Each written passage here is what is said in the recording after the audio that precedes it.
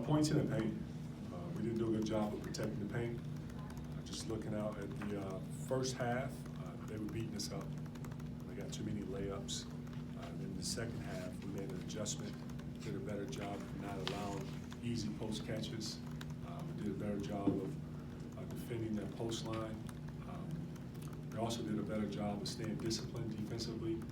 We got up early in the first half with some shot fakes.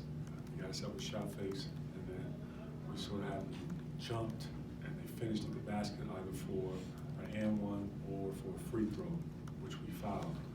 But looking at the second half, we did a better job of protecting the paint. So they beat us in the paint, 32 points to our 26. Isaiah and Brandon were in here talking about it a couple minutes ago, but that halftime message, was it mostly centered around interior defense?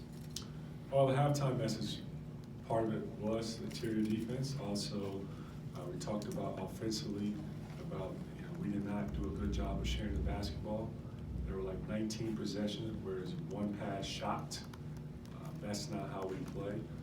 We need more ball movement by making an extra pass to your teammate, especially an open guy. I think our guys were so excited about playing against a different opponent. The ball going in easy for us in the first 3 minutes of the ball game, and then just hit that draw of coming down, jacking. That's not how we play. We're big on player and ball movement and sharing the game.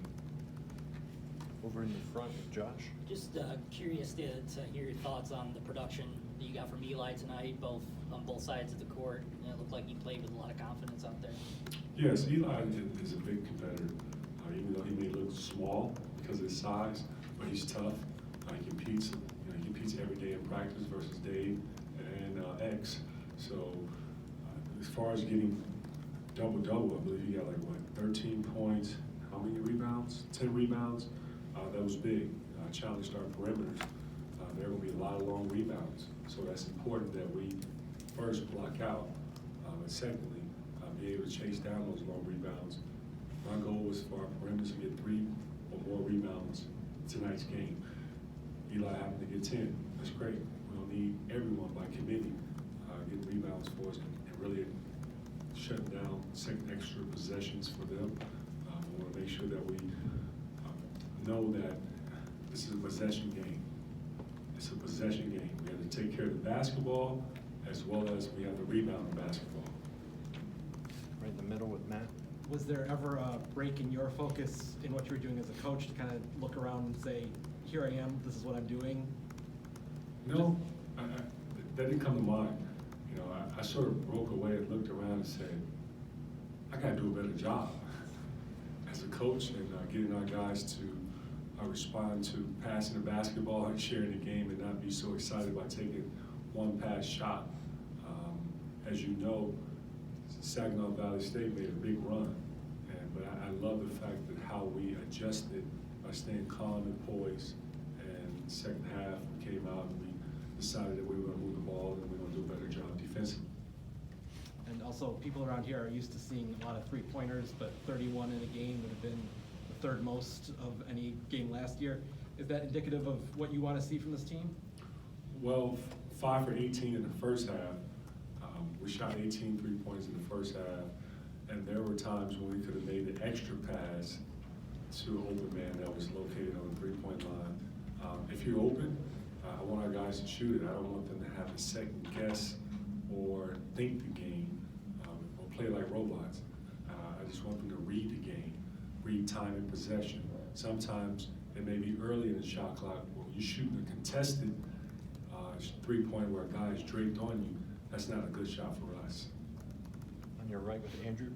Juwan, how much of the lineup moves and substitution patterns were kind of scripted coming in, and how much weren't things? Well, part of it was scripted in the first half, but you still have to read the game and make adjustments according to how guys are playing, who's playing well for you out there, and which guy who has set too long, or if there's a guy who, for example, I think John Teskey had played, if I recall, almost 11 straight minutes in the first half, was like sort of like 9 to 11. And I thought there was a moment where he was a little winded. I could be wrong, but I had to get Colin in, and I think that allowed John to take a rest. We're fortunate enough to have a guy like Colin, who I trust and skilled, that we would not have a drop off. And sure enough, Colin was ready and played very well for us. And you guys, you pushed the pace at times, and Saginaw was in its own defense at times too. Did you get a good feel for your half-court, man-to-man offense today? Yes, I got a good feel for it. I saw some areas of where we need to improve. Tomorrow we come in to practice, we watch some film. It's going to be a cleanup day. See how we can get better and make some adjustments from there to get ready for Tuesday. On your left with Jacob. And so I'm wondering what your thoughts were about your team's after timeout performance, and what maybe what is your kind of approach, at the breaks in terms of stuff you're drawn up and and mentality, the stuff you're saying in the huddle. Well, our guys did a really good job of executing our timeouts. Their focus was there. They did an excellent job of communicating huddles, holding one another accountable. We're big on guys doing their job. It's great to see that it's not always coming from the coach, that you have a guy like Xavier, Isaiah, being vocal, making sure that we are organized, but then also making sure the guys are doing their job.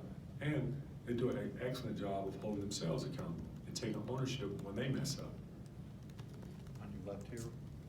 Coach, your team went to the line 30 times tonight, so just talk a little bit about maybe the aggressiveness offensively and maybe what you saw from there. Well, I want to establish some presence in the post. I thought there were times where we let them off the hook and settle for too many jumpers. I thought there were times when we played off the ball screen and sort of over dribbled instead of making a move to the basket or using the screen.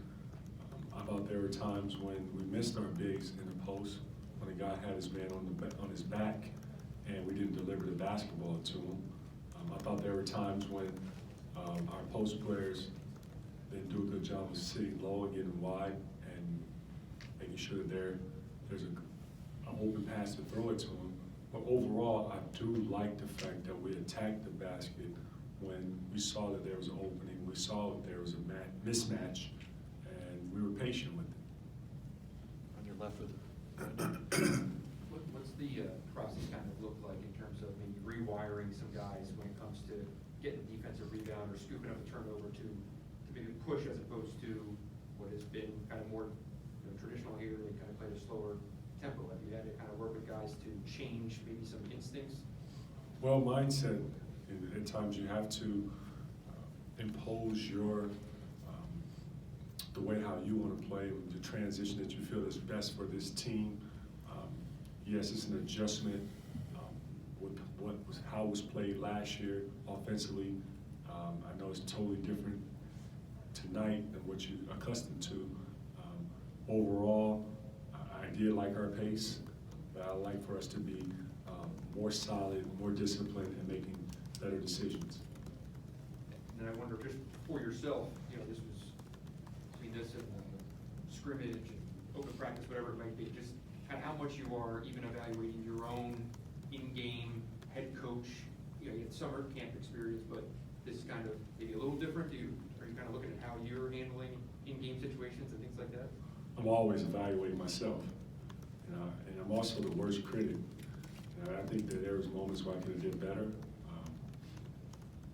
I want to go back tonight, sit down, think about the game. I hope to get some sleep tonight. I know I may have a sleep disturbance where I wake up and start thinking about the game. It just shows how much I really care about making sure that I'm doing the right thing and making sure our guys understand that the message is coming across. I think it's important that I do, critique myself and hold myself accountable, because I'm asking our players to take accountability of how they compete. Okay, Coach, I think that's going to do it. Thank you.